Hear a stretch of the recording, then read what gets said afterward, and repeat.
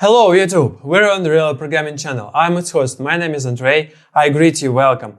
This is our 28th lesson. We will talk about HTML and JavaScript.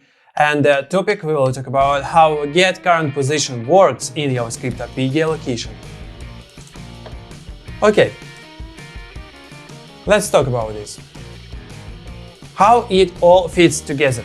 Now that we have gone to the code, let's see how it all works and running time. Browser calls get current position, and then geolocation then asks to the user for permission. If the user gives permission, then geolocation uses the best means it can to get the browser's location, GPS triangulation, and so on. In the geolocation can determine the browser's location, it calls the success handler and passes it in an object with the coordinates. Test drive diagnostic.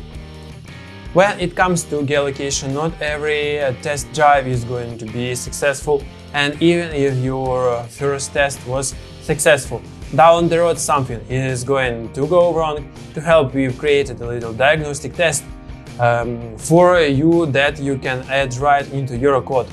So if you're having trouble, here is your answer, and if you're not, one of your users is going to have an issue and you're going to want to know how to handle that in your code. So add the code below, and if you're having issues, kindly fill out the diagnostic form at the end once you diagnose that the problem.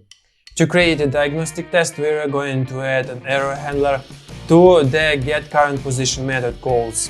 This handler is going to get the code at any time the geolocation API encounters a problem in determining your location. Here's how we add it. So let's look on Sublime Text, and don't forget, remember, please, you will find all the code and materials of this lesson under this video in the description, link to Google Drive. So we get your geolocation get current position. Add the second argument to your get current position called a name display error. This is a function that is going to be called when geolocation fails to find the location. Now we need to write the error handler. To do that, you need to know that geolocation passes an error object to your handler that contains a numeric code describing the reason it could determine the location of your browser. Depending on the code, it might also provide a message giving future information about the error. Here is how we can use the error object in the handler. So here is our new handler, which is passed an error by the geolocation API. The error object contains a code property that has a number from 0 to 3. Here is a nice way to associate an error message with each code in JavaScript. We create an object with 3 properties named 0 to 3. These properties are strings with an error message we want to associate with each code, and using the error code property, we assign one of those strings to a new variable error message.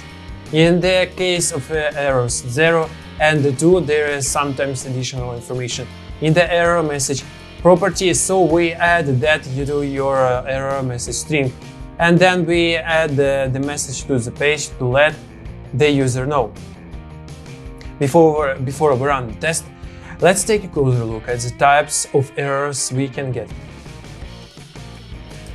This is a catch-all error that is used when none of the other makes sense. Look at the error message property for more information. This means the user didn't requires to make use of location information. This means the browser tried but failed to get your location. Again, look to error message for more information.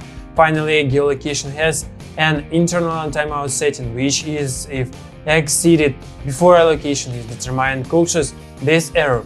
We'll see how to change the geolocation default timeout a little later in this chapter. When you got the diagnostic test, type it in a hit and give it a try. Obviously, if you receive a location when then everything is working and you won't see any of the errors, You can force an error by denying the browser's request to use your location. Or you might get creative and say now move indoors with your GPS phone while turning your network. In the worst case, if you wait for a long time without getting a location or an error message, most likely you're waiting to a long timeout value to timeout. We'll see how to shorten that timeout duration a little later in this chapter. Your diagnostic results here, and you may write your answer in the comments, for example. Watch it. To test your geolocation code on a mobile device, you're going to want a server. Unless you have a means of loading your HTML, JavaScript and the CSS files directly onto your mobile devices, the easiest way to test them is to place them on a server. To take a peek at the next chapter is to place them on the server. See how to set up your own server in you want, and access them there. If you got a server and you want to do that, we encourage you to do so. On the other hand, if that doesn't work for you, we've made sure the code is available on the WickedlySmart servers so that you can test on your mobile devices. That said, we encourage you to follow along with the code on your desktop. And once you have it working there, then test on your mobile devices using the server, your own or WickedlySmart. For the first test drive, including the error diagnostic point your devices, and on this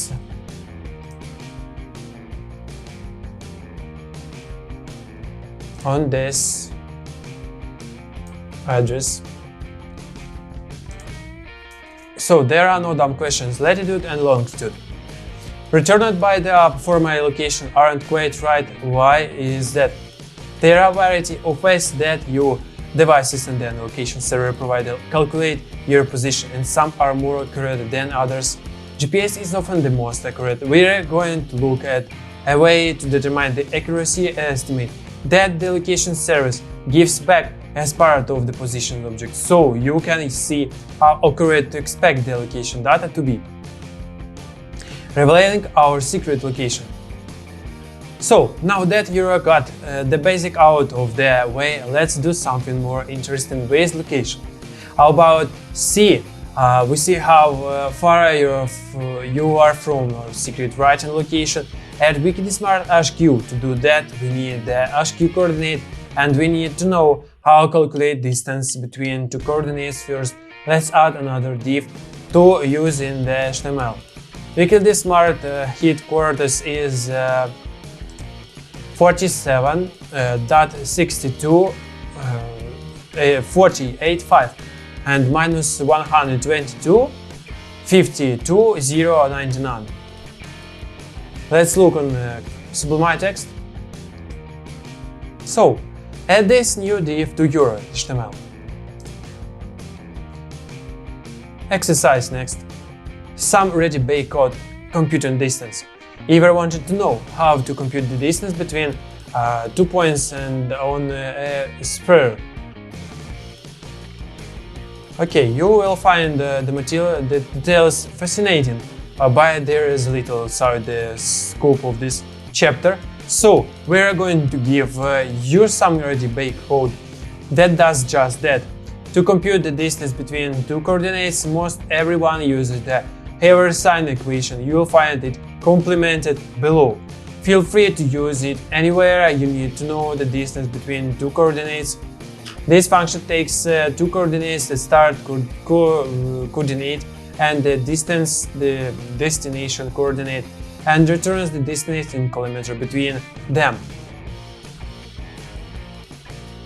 Function compute distance. This is our code. We'll see more of this function in the Canvas chapter. So, writing the code to find the distance. Now, that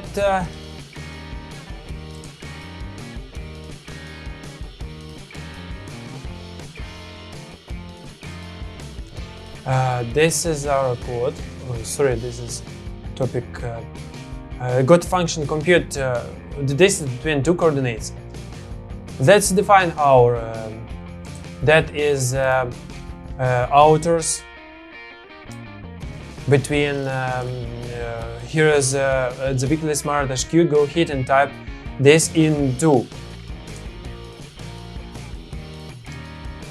This is our code. Here is where we're going to define a literal object for the coordinates of our location at the WickedlySmart HQ, and this is a global variable at the top of your mylog JavaScript live.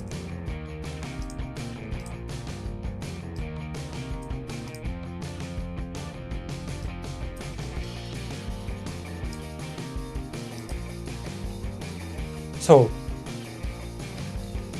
we want to compute the distance from Euro to us and the crow files.